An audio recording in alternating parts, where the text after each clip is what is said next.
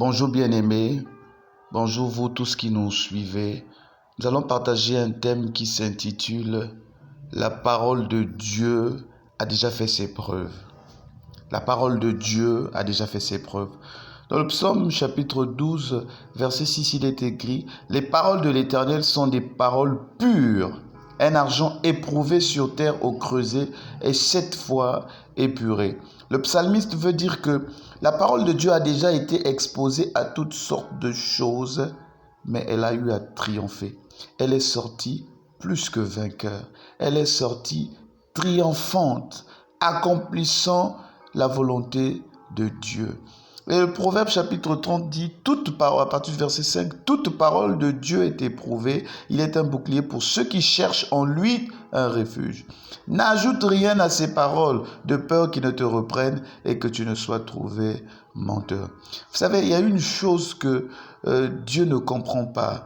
Il y a une chose que Dieu déteste. C'est le fait qu'on doute de sa parole.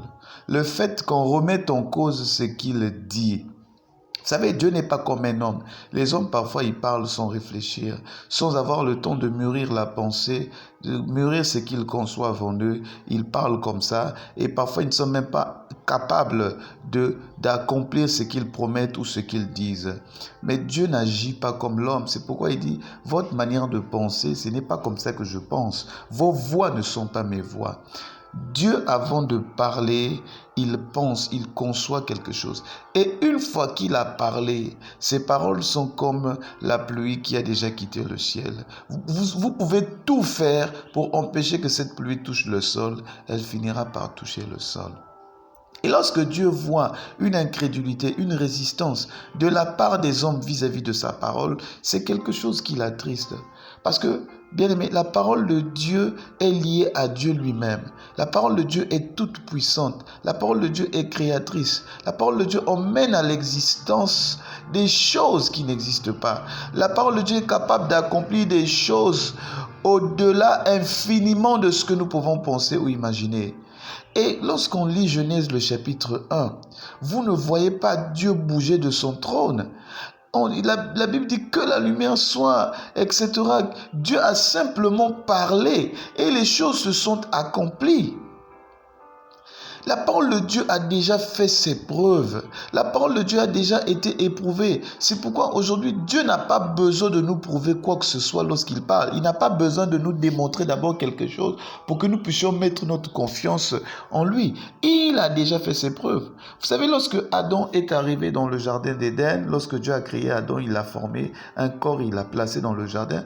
Adam s'est retrouvé dans un environnement où la parole de Dieu avait déjà fait ses preuves. La manière dont l'univers est organisé, le jardin, la beauté du jardin, la façon dont Dieu a fait les choses.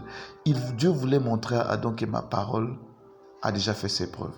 Maintenant, quand je vais te parler, il faut que tu m'écoutes. Il faut que tu crois ce que je te dis.